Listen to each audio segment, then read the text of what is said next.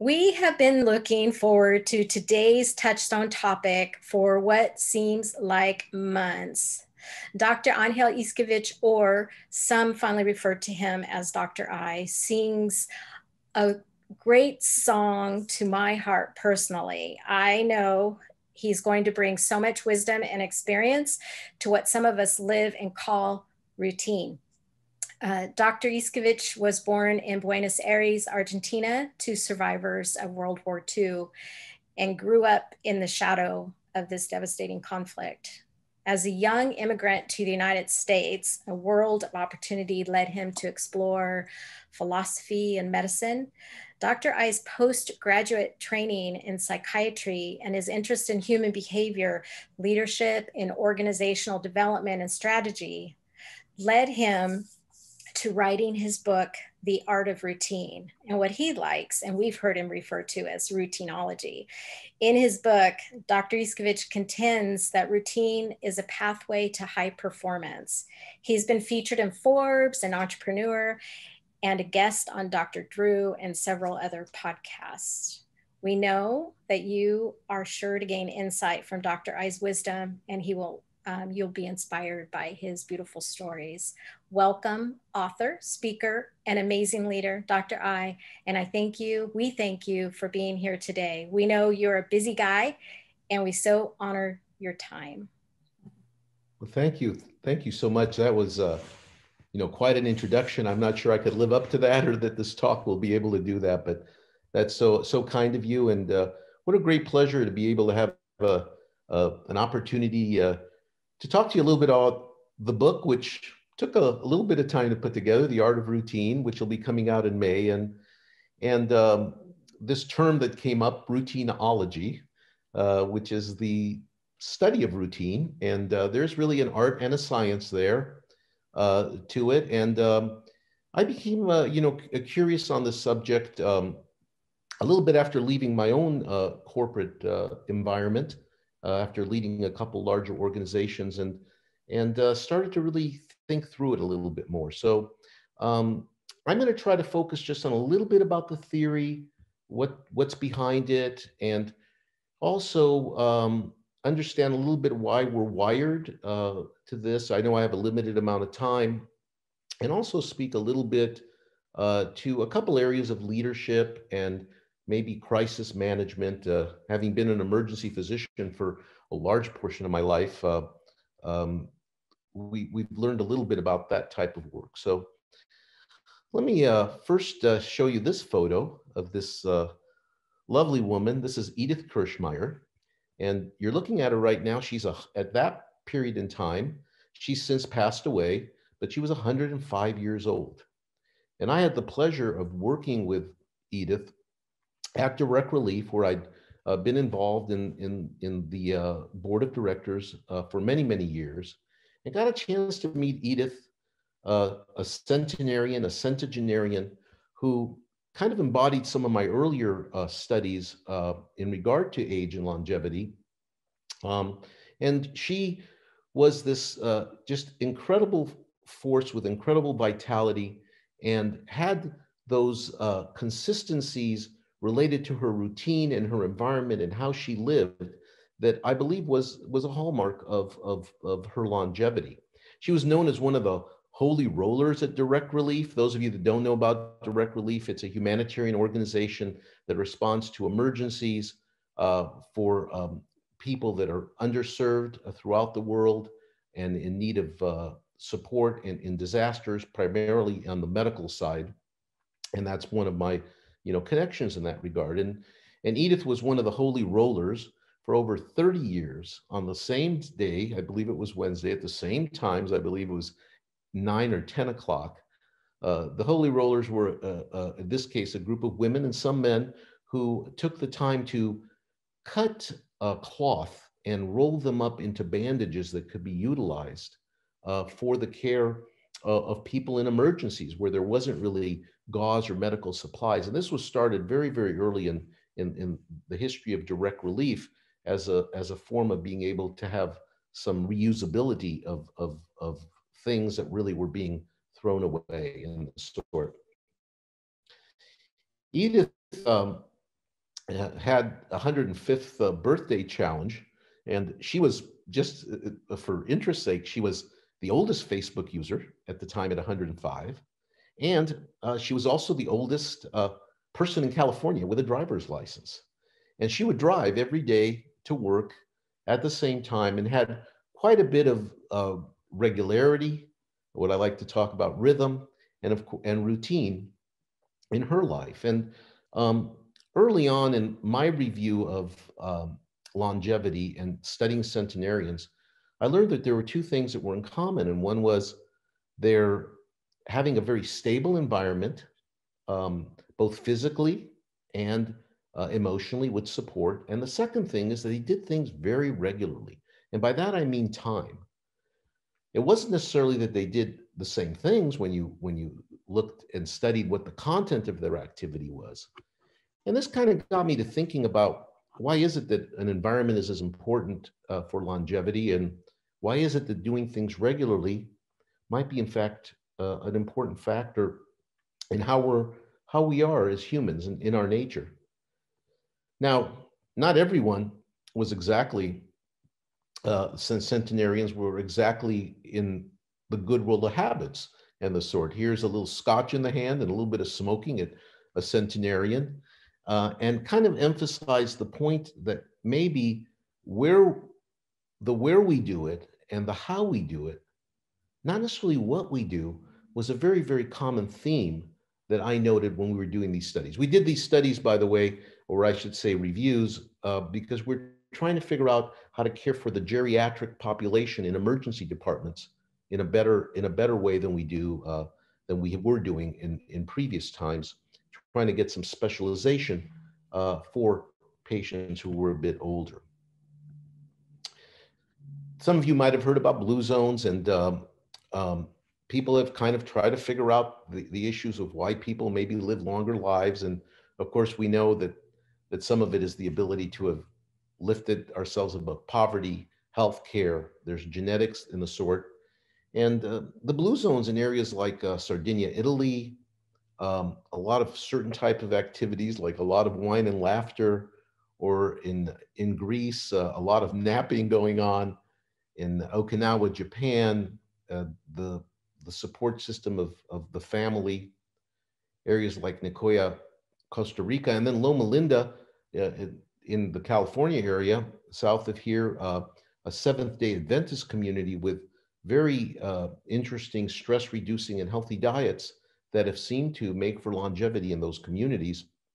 So longevity was one aspect, and it got me to thinking a bit about that maybe the importance of a good environment where you perform routines and do things regularly is not only about longevity, but it seems to also be about those people that are high performers, and even caring for the young, which many of us have had that challenge and opportunity, understood that regularity, rhythm, stability in the environment was very important in care of the young, as well as, of course, with animals. And that also, I thought that this impact of organizational structure and the ability to have a good business cultures, that high performance in business cultures that I've been involved with and others that I've studied seem to have the same um, aspects of creating good and stable environments and having good routines or policies and procedures in place. Of course, many of us have daily routines, and my contention about this is that why is that the case? Why is it that there are times that we do what we do? Are they imposed upon us, or are they things that we, in fact, choose what we do when we do it? It got me to really thinking about that. Are we wired to thrive in stable environments? And are we wired to have routines? And you start thinking about our own physiology, how we maintain a homeostasis within our bodies. And you start thinking about the rhythm of our own bodily functions, our heart, the regularity of these things. And you start to recognize that there's a lot of really physiology science that maybe makes us be the way we are. The studies related to homeostasis, ability to maintain temperature and pressure and the sort is kind of a combination between the nervous system, the endocrine system, the immune system, and how we maintain this type of environment. I'm not going to go today through a lot of the science, particularly just for the folk because of time, basically. But I wanted to just have a certain understanding that there is a science that's behind our routine and our sense of stability. How we create balance within ourselves as individuals or within organizations is always a challenge, because we kind of live in a world that has a lot of movement, and the second law of thermodynamics is about entropy, that you need energy to keep order and that things tend to move towards disorder. And in essence, our lives all have these challenges that come and go from the time that we're born from a womb that's very contained and very, very stable as we're developing to the time that we're actually born. And I tell some stories in that regard in the book as well. But in today's times, furthermore, this kind of disruption, we have so much digital and other disruption and so much information that's coming to us about what it is we should do with our time and in the environment that we're in, that it's incredibly disruptive. And many people, and I can say this both from a medical point of view or a psychological point of view, are so disrupted and distracted that they don't seem to be able to get any form of stability and any form of regularity and rhythm and routines in what they do. And from this comes issues related to stress, of course, to the functioning of the business, to one's ability to perform. And I'm here to more or less contend that we need to start paying more attention to stable environments and more attention to the routines that we perform, and that we're really wired both for survival and otherwise to work in these fashions and pay more attention in that regard. Stress is obviously a situation that can be, a certain amount of stress can be good for work. There's a couple scientific studies that show just the right amount of stress, not the distress, can make for a good work environment. And surely we've all been at this situation at some point in our lives where, particularly in the workplace, and particularly with technology, which hopefully today won't fail, but often fails, and obviously has been what we've been very dependent on for our communications during this COVID moment and in life, can find us great frustration. I'm not going to speak too much to the science of stress, but to know that there's obviously a significant amount of science behind it, how our body reacts to it, what happens to our flight and responses, and what occurs really to our physiology with this type of stress that has really been occurring and somewhat timely, although the book wasn't set up to be related to COVID, where we've had a complete, in many cases, disruption of our environment, our socialization, our routines on a daily basis. These all make for our adrenocorticoids and some of the science that's behind our hormones and our immune system to really be stressed. Cortisol is something that is a big controller of the brain, and there's a lot there to do with the rhythm of a day, which we'll talk about in just a moment. But basically, stress usually makes for an unstable environment with no routine, and homeostatic and equilibrium makes for a more stable environment and routine. It's interesting because one aspect about doing things regularly, supporting them and doing them over and over again, is that in themselves, they can give us meaning and purpose. And I tell in the book a number of stories, both either in crisis or for others, that understanding, and you've heard that piece that if you make your bed every morning, it's good, that's the way you get started on routines or whatever it is that you want to do and create. That's the art of routine, is what you want to create in your environment, routines you want, but the key is to maintain them with regularity, that they in themselves give us meaning and purpose in our lives. I'm going to just switch now for a second to for a moment to a subject related to leadership.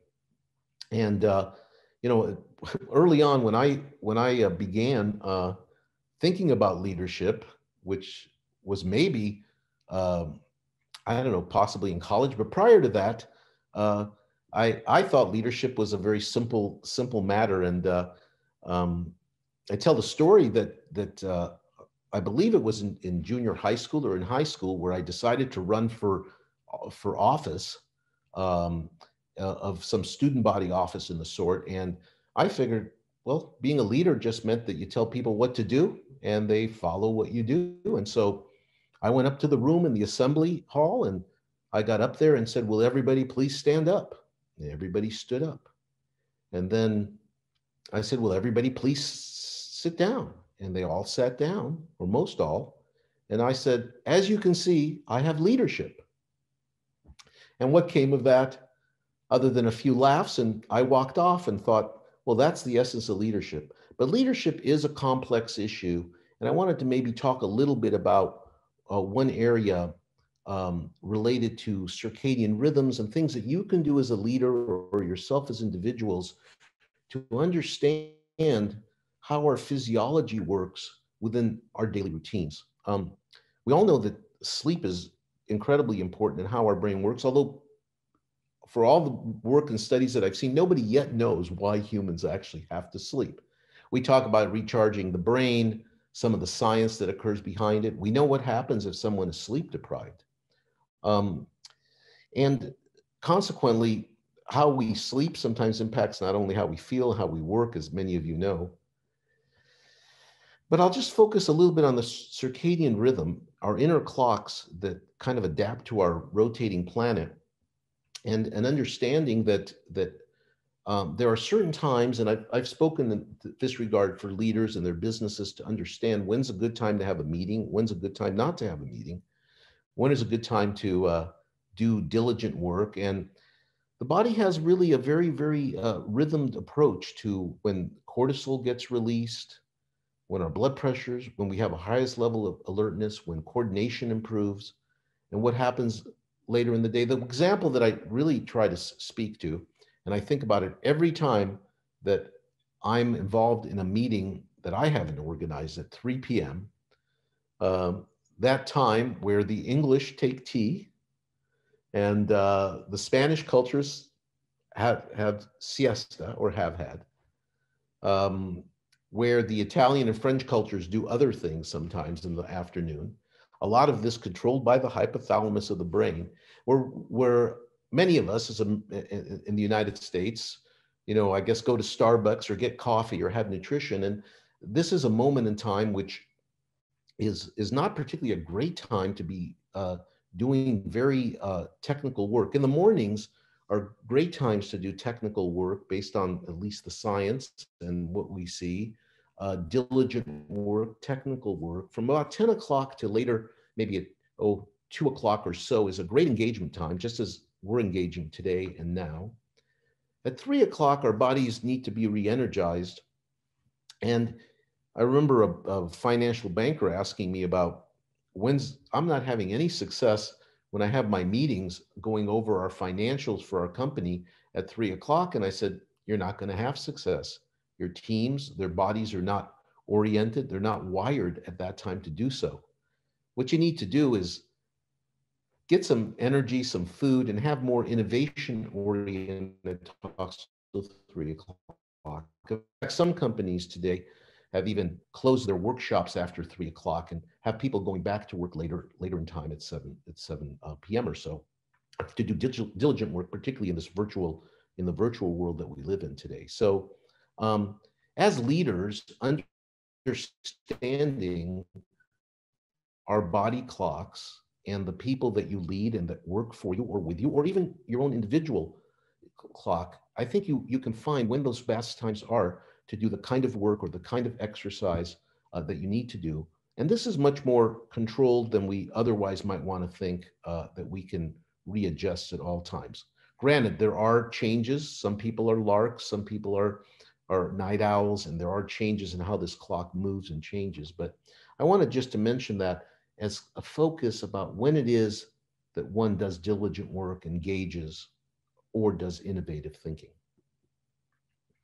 Another thing about being a leader and developing an organization is that I like to talk about, and again, just the book has a lot of breadth, but this is one area, is the importance of rituals. Routines in companies eventually become cultures and they become rituals. These are the Maori, I think, all black the rugby team doing the haka dance, which is not just men, but it's also done by women. And although it is a warrior dance, it has become a ritual, a tradition. And we have a lot of rituals and traditions that we follow, and some in our lives, whether there's holiday traditions, whether it's things like New Year's resolutions, which we begin the years with, and whether it's company traditions or personal family traditions. These rituals, including those of religious rituals, are very, very important where, again, they begin to give us a sense of meaning and purpose, particularly in socialization. And we, I believe, need to pay more attention to rituals, however we might conceive them, as we do to those routines that bring us to enculturing rituals within our families and our companies and the sort.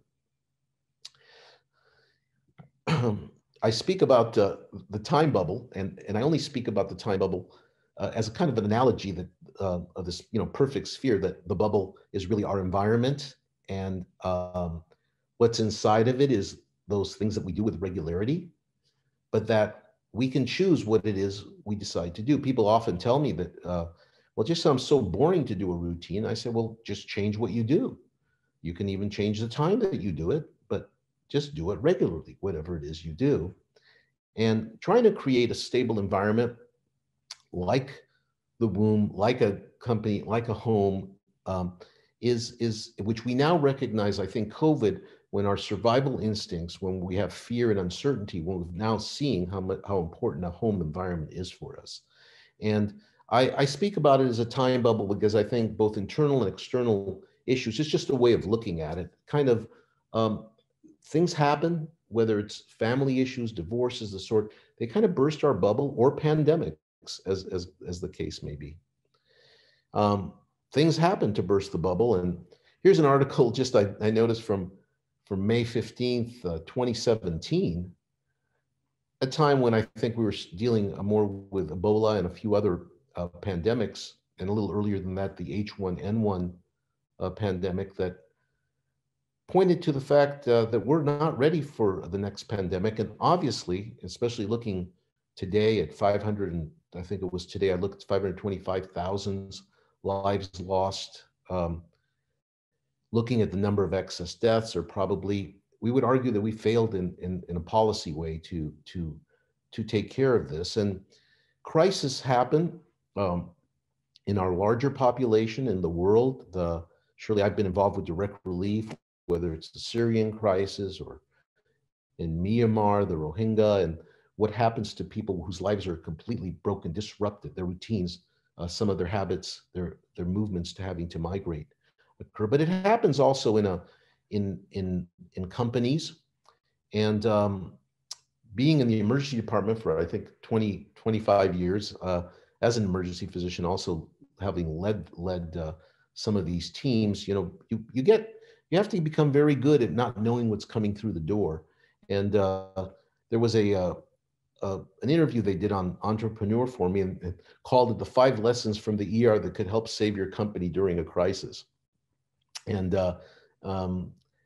this is just a few tidbits, maybe for today in this regard, that speaks to a couple of the important things that we did in emergency. So no matter how uncertain or when the time came, we knew how to work together as a team You could obviously make this also be your family and the sort for things that occur. But one of them that was the most important was insisting on decorum and mutual respect. It's really hard to lead a team unless one's behavior is good, it's moral, and one is able to embody that as a leader. People will follow you with that. And oftentimes in the business world, decorum may be important a certain way. Mutual respect sometimes doesn't occur, but it's very important that the leader take that into account, how important every team member, every person is part of the cog of the wheel, and without it, you can't really perform. At the same time, as a leader, you have to enforce a distinct and recognized chain of command. And I think that's really important, that you have to lead that piece. I can speak to you that we did studies on emergencies, um, and, and how important it was. There were so many people talking, so many people trying to lead the situation at hand. Let us say it's a cardiac arrest or something of that nature. How important it was to have one voice, one leader that is performing in a way that has mutual respect, and one that can lead in remaining calm and mindful of what the situation at hand is. In the case of emergencies, we dealt obviously with issues related to life and death. Another point that I made, and although it's not very specific, is don't sweat the small stuff in a time of crisis. you know, you're going to have to deal with those things that are most important and keep a very broad view. If you get too technical because you're comfortable with what your chore is or what your task is at that moment, although it's important, the small stuff may, particularly for a leader, may make you lose sight of the bigger picture. And so I speak about that. And the fifth is really about organizational structure, procedures, policies, the ability to have had some redundant systems and a few ways of doing things that have been thought about and practiced. This, of course, is important for people that are, for example, pilots or other types of procedures that you need to follow where one is actually practiced or tried to do that. So I speak a little bit about that. And I think that these are two areas that I think have some import for me in regard to leadership. Again, the focus on the circadian rhythms, how we're actually wired, and then how to deal with that stress, that adrenocorticoid lift that occurs during a crisis, and how to practice and have some routines to try to maintain as stable of an environment as possible. With that, I'll stop, and hoping that all of you in your personal lives and your family, and especially during these very difficult times with COVID, where we have been disrupted, can kind of find the right time bubble and journey forward with stability and your routines. So thank you. That was great. Thank you so much. Now, what we'd like to do, if you're agreeable, is circle back around and ask you some questions. And then also, if our listeners have any questions, this would be a great time to throw those in the chat. You're getting thanked right now for a great presentation. So, okay, let's get to it. So you, Diane and I, we consider ourselves lifelong learners. I mean, any opportunity to read a book, to learn from somebody else, especially someone like yourself. And we've had lots of authors on Touchstone Topics, which has been really beautiful and a great learning experience for us. And we appreciate so much your just breadth and depth of experience, but also how you took all of those, I don't know, I've heard the term hard and soft sciences, and you kind of put them together and you put this beautiful book together. And I'm wondering if you wouldn't mind talking a little bit about how you brought those together. Well, you know, it's like most things, you know, my background was originally in philosophy, and then, you know, moved towards, you know, medicine and really psychiatry and behavior, and then into emergency medicine, and then to the business world. So I'm not sure I'm answering your question correctly, but I think it's a little bit of a my personal interest is kind of a, you know, asking the question, what's our human nature, you know, and how I think as Aristotle said, how do you live a good life? How do you make for a better life? And you know, there's many approaches to how to do that. How, but I believe that I noticed myself personally and among the entities that I work with, how important the environment was and how important this sense of regularity and rhythm was. And I think this is kind of the combination of putting these elements, you know, together where, again, it's a pretty broad insight. And I can be prescriptive, as a physician often is, about the right way to do these, I don't know, the right way to deal with certain difficult situations. So I'm not sure I answered your question correctly, but it's a combination of those things. Yeah, no, I think you did, because I think what we're doing is we're taking the human side of things and we're inserting it into any area of work, or organization, which I think is important for people to recognize that it's not just one thing or the other; it's all Right together. now, and just to say, I, in all modesty, my mother used to say that everybody has their own rainbow, and I always, and so this kind of insight is one approach, one way of looking at our nature, that we have a certain physiology and wiring about regularity in life, but that it's there are other ways to approach life and other theories, other ways that may fit someone better. I'm not saying that this is a great fit. It's just an insight. You know, it's interesting because this idea of rhythm and regularity and I think all of us understand that when we think about some body functions, you know, when we eat, when we do certain things, you know, when we eliminate, you know, and you start understanding that, gee, you know, we get the world is that way. Our if you look at it, our hearts beat very regularly, and when they don't beat regularly, that's kind of something's wrong, right? That's the irregular. And of course, I've done a lot of care of patients in that regard in the past. You know, the sun rises and sets, the moon moves in a structure that we now understand. The way we perceive the world is with a lot of that regularity, and that regularity gives us a sense of stability, a little sense of certainty, a sense of what's going to happen. And so um, when that gets disrupted, is, you know, imagine if the sun didn't come up, you know, tomorrow. And of course, how earlier times we didn't understand eclipses or things of that nature. So um, I think that's kind of where the insight is, and it's one that in today's world, I think we're being so distracted that we can't get into any real rhythm, which is more in tune with both how we perceive the world and our own bodies. Mm-hmm. Yeah.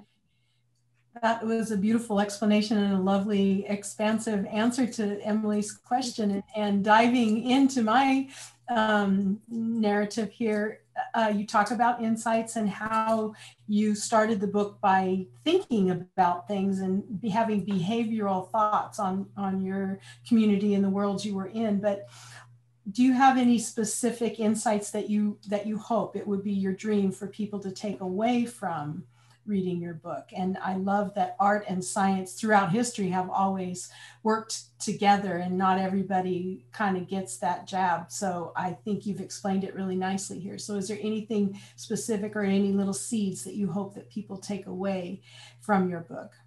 Well, you know, one particular aspect in the book, I try to illustrate more stories that show high performers, people that have been in crises. My friend Charlie Plum, who was in the Hanoi Hilton, um, shot down in Vietnam, and how was he able to survive? Uh, Even in the worst situations, how did one stabilize their environment? Or others that, like Angel Martinez, who was the chairman and CEO of Decker, and even the Rolling Stones, how they require, they have this. And I think if there was one thing that we talk that I think is important is that to understand that this type of, that routines, however you choose, whatever the content might be, and stabilizing the environment, one, give you meaning and purpose, and to understand that as disruptive as we might be in our lives or everyday world, or things that we can't quite structure and organize, that we are wired, both for survival or otherwise, to develop that stability, develop these routines, and find meaning and purpose. Sometimes people that are very distressed, you have to try to guide them, prescribe to them what to do in these situations. But the thing to know is that even in the worst situations, you have to understand that we're wired for not only for surviving, but to find meaning and purpose. We're wired to develop stability. So there is always hope. Mm-hmm. That's great. I love that. I'm going to actually try and marry my next question with a question from one of our panelists, Ernesto. So I was going to talk to you about, obviously you have a passion for people and referring especially to your study of geriatrics. And I was going to ask about some positive aspect you discovered in your studies of this particular population. And then Ernesto's question was even more specific, which I thought was wonderful. He's asking, is it your experience that centenarians mentally planned to live a longer life? Well, no, I don't think that there is a plan, but there is kind of a hope and kind of a sense. I remember my mother was 95 plus years old when she passed, and I'd say, well, I talked to my doctor, she told me, and I told him that I'll invite him to my 100-year-old party, and if I get there. And I said, would you like to be 100? And she said, yeah, I think I would.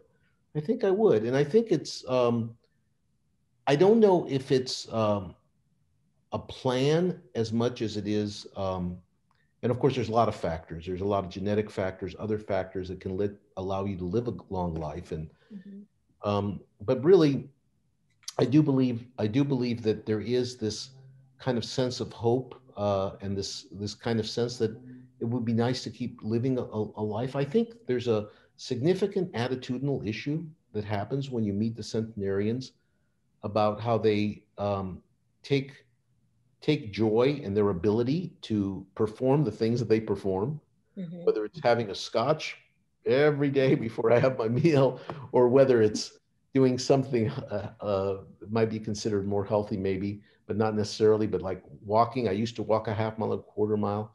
So I don't think it's as well planned or yearned for. It kind of happens, and has kind of an attitude of hopefulness to it. Yeah. That's beautiful.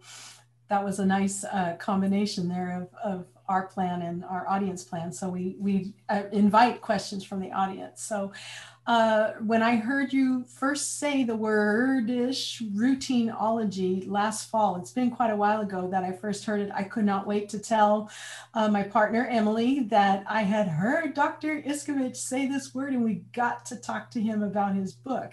Since that time, the term routineology and the title of your book has turned into the art and science. So what were some of this is a little bit on the publishing side. Talk a little bit about your journey through the publishing, and you kind of sheepishly tell Emily and I when we've conversed that there's people doing this stuff for me. I don't know that I know how to do it, but talk about that process and the production of an actual, yeah. People that know me know that I have opinions about most everything, and yeah. They're not always correct. Most often, probably not correct. But it is for me kind of a first authorship, other than where I've published papers, research, and medical papers in the past, and other types of white papers and sort. And it is interesting because a lot of it, you hear the words. Sometimes they're overused. These words, optics. How you're trying to create the right optics for, and it's really the perceptions that you're trying to create. The optics, or looking to things through a certain lens, assuring people look at things a certain way. So The interesting thing is that those types of things, perception, don't sometimes meet up perfectly with reality or truth. And so what happens when the folks that I work with, the Skyhorse Publishing, who purchased the book with Simon Schuster, I guess, and they get control, right? They get control of the book. Yeah. They give you a little bit of money. In my case, a very little bit of money as your author, just to, the sort, and everybody kind of gets a little, but their focus is on promotion, right? And when the word that others thought were catchy, some of my co-contributors and writers, routineology, the study of routine, as being many of us going through medical school, there's a lot of ologies that we all study. They said nobody's going to know what that means. So why don't you, let's pick another title. And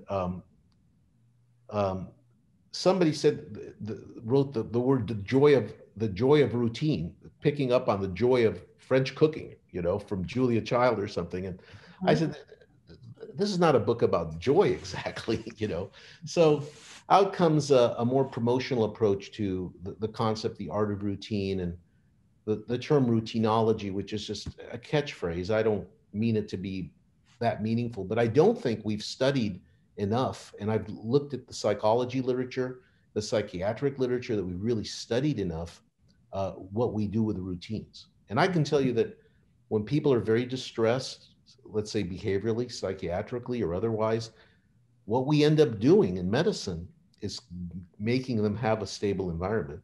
Right. Developing routines. If any of you have gone to a hospital, unfortunately had to stay there, understand how it's not a great place to take a rest. No, it's not.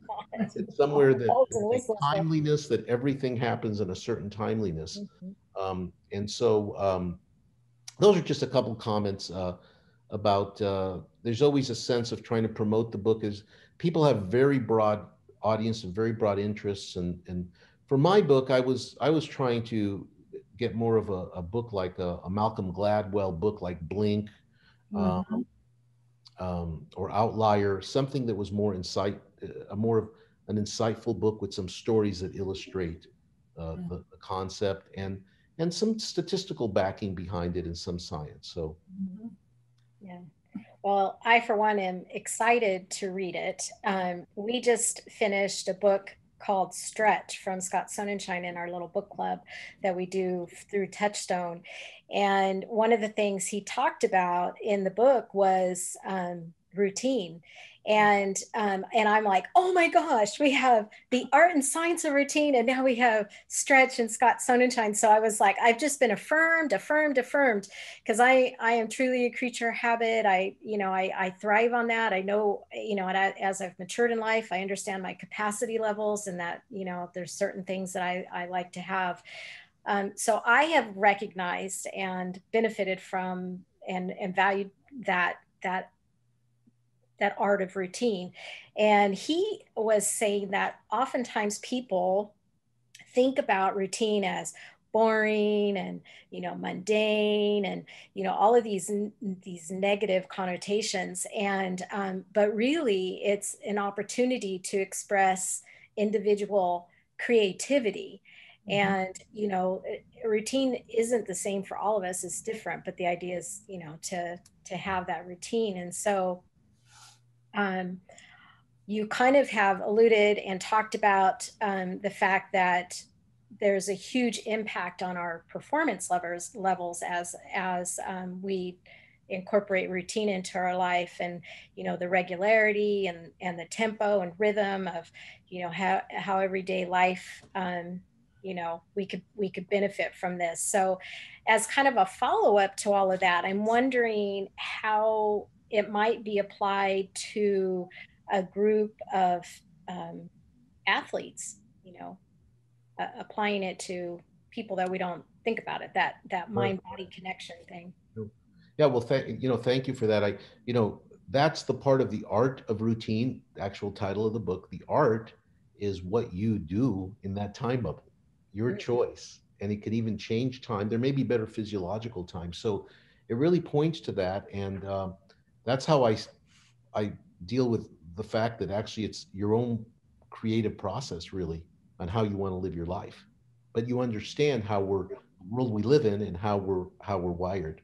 Mhm. And it's interesting. I did do a a little piece on sports, and in the book I talk about Jeff Gordon, of the famous race car driver, arguably one of the top three race car drivers of all time, whose father-in-law we talked to about um, how did he grow up and what was it that made him as successful, and where does routine come and take a place in life. But so the concepts of habit, which are automated behaviors that you don't have to think about too much. Mhm. Think about sometimes you're driving down the freeway and you're daydreaming, and you you say, how did I get this far? You don't even remember, right? Yeah. So there are aspects of your midbrain that remember those type of things. So in athletics, there's certain types of repetitive functions that you practice that kind of go into your midbrain and become habitual and the sort. And then you start seeing those routines that, for example, in basketball teams, practice, have certain routines about how they go every time through the same process, and let's say warm-ups, for example, or certain type of plays.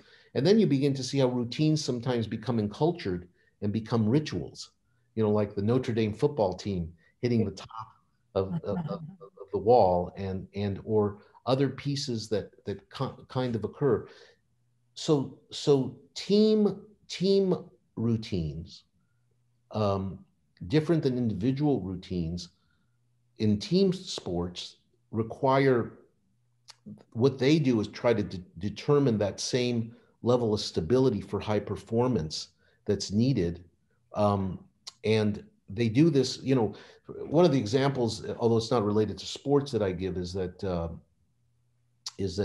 sometimes kids growing up are fairly sometimes very disruptive and can't get together. They're not good at school. What do you say? They're saying, let's put them in the army, right?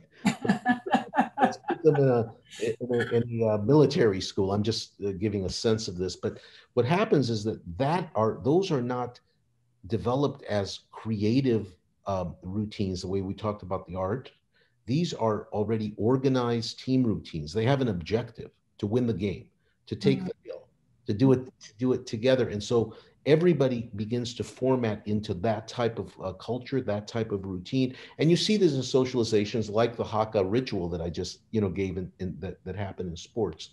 Um, Another aspect that I talk about in the book is particularly what I call the travel time bubble, Mhm. because for athletes, the ability to perform highly, or for business people and travel like we were doing across the world through airplanes and the sort, how do you maintain stability through time zones and disruption of your eating, your habits and meetings, and still perform at a high level? And you notice that whether it's someone like a Roger Federer, I'm just giving a tennis example, they have this entourage of keeping a real bubble around them, and that nothing tries to change in spite of the fact that you're actually moving through time into different time zones. And this is really important, and that's why you see that some athletes can do that type of travel. They're able to maintain a travel time bubble. They have the routine, the ability to maintain stability in spite of a change of environment, um, where others sometimes aren't able to do that. So um, that's a little bit about athletes. I've been asked to speak locally and otherwise a little bit about, we do this, but why do we do it, right? Right. Why do we do this? Why do we practice every day at 3 o'clock, go through the same drills and go over this again? And why is it that we say, basketball teams in particular will say, we had a really good week of practice, we think we're going to play well? How practice becomes, and the concept of a home court advantage, the environment that you're is another area that I speak a little bit to in the book as well. Mhm. Oh my goodness. We do not have enough time to cover everything that Emily and I want to talk about, and your stories and your, as we talked at the beginning, depth of work. You've been in emergency rooms and in boardrooms and in classrooms and leadership of organizations, big and small. Something that you discussed with us, and I'm not sure it's in the book because none of us have read it yet, is your personal work in the area of artificial intelligence and stable environments. In my business life and transitioning, I chair the board of a company called Potentia Analytics, which is an artificial intelligence company in healthcare, working to develop artificial intelligence in healthcare so we could make better decisions about how we care for patients, how flow occurs, and the sort. And it's interesting because some of the first coding functions that were done for artificial intelligence for machine learning are actually called routine. They've changed their name since, but the early parts of it are routine. And there is a lot of regularity, rhythm, and processes built in these codes that are related really a lot to routine. In one article that they interviewed me for, one of the questions is that we're now able to begin to monitor our bodies even more closely. Even the Apple Watches we wear, or the other types of monitoring equipment, already has some intelligence that tells you quite a bit about what you maybe should do. And so one of the questions is that humans, maybe one of the things we have to consider, and this is kind of this technology ethics issue, is whether artificial intelligence can actually tell us by monitoring our bodies what is actually best for us. And they can tell us what our best routines are, what our best environments are, because they can take all of our data, combine it with big data, and come up with an algorithm that says, based on the data we've gotten from you, here is what environment you should be in, how you should proceed and work with your life, because we've been able to monitor your body and see when it's most stressed and not. So this is going to be an interesting kind of frontier now that genomics, big data have occurred, artificial intelligence with this. It's going to be interesting, this interface about how will our behaviors change by having artificial intelligence, which is really not artificial at all. I mean, it is artificial. It's not a creature from, we developed artificial intelligence, right? So it's not some alien that's come down. So we have to have some real interesting moral and ethical questions in that regard. Mm-hmm. Yeah, it's definitely not on a lot of people's radar. And I know that, in my world, with, a lot of coaching that I do amongst coaches, we talk about this. We might be out of work before too long. It's interesting to think about. This has gotten quite a bit of attention. I just received, as part of that company, a 500-page briefing from the National Security and the government's a white paper on the impacts of artificial intelligence and how the United States needs to understand its implications and where it's going in regard to how decisions are made, predictive or otherwise, in the future. So this has gone not just to kind of a technology level to help with devices that make our lives easier or understand better. This is going to be both at a government and a global level. Yeah, for sure. So to kind of, we're getting to the end here, but we wanted to give you one more question if we could. And, we've all felt the pandemic in different ways. I mean, we can't run and hide from it, right? You referred to collateral damage turning into collateral value. You've kind of hit on that today. And then the notion of telework actually taking away limitations that we might have felt or certainly felt in our work. And we're just curious for yourself if you had some revelations of your own during this time. Well, I can tell you that I surely personally miss being able to be around and with people, being able to converse and see their expressions. I don't think Zoom although you all look great. And seems to be a reasonable, temporary peace, which probably will become more of a more refined and productive as we go forward. But I do think that that we're missing this human touch and human element. And one of the things that's happened, one of the aspects that I call collateral damage, besides people that didn't get care, for example, that couldn't because hospitals were closed, besides the impacts itself of what happened to people who have passed away and to the families, there's other forms of collateral damage that are more, I should say, more, I don't know what to say, more personal in nature, where we can't really connect with each other. We look at each other, almost a better way of saying it, I'm thinking through it, is that one of the damages is we all now have been conditioned to see each other as a viral threat. Mm. Okay. Wow. And so it is going to take a period of time after a year of conditioning Yeah. for most of us. And I know there's some people that said, hey, nobody's a viral threat to me, I don't really care. But for most people who have followed this kind of survival guidelines and reducing the spread, it's being able to overcome this concept that people are a viral threat, whoever it is when you've seen them, being ready to give them a hug or shake their hands or a peck on the cheeks or whatever it might be that you do that is really most human, most personal. I think that's a piece of collateral damage that's going to take some time to overcome, and may in fact change for a long time our hygiene habits and how we work. And on the value side, I think people have really learned to understand how important their environment is, the home that they're in, the people that they feel safe and surround themselves with. That old couch that they never paid attention to because they're always moving in and out and sitting, and suddenly they have to sit on it and they're saying, why aren't I changing? I got to change that couch up. Why haven't I done something about it? So those are some of the collateral value pieces. I'm not sure that's helpful, but those are some thoughts in that regard. Yeah. That is super helpful and hitting a number of nails on the head.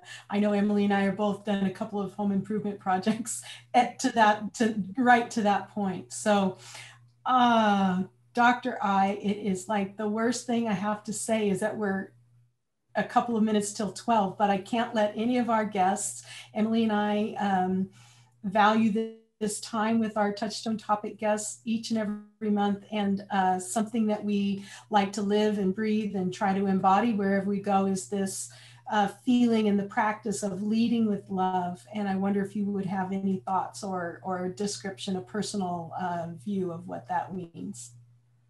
Well, I personally believe that if you're not, it's hard to be a leader, although I know there's many different types of leaders that have been described in some analysis, social analysis, whether charismatic leaders or internalized leaders.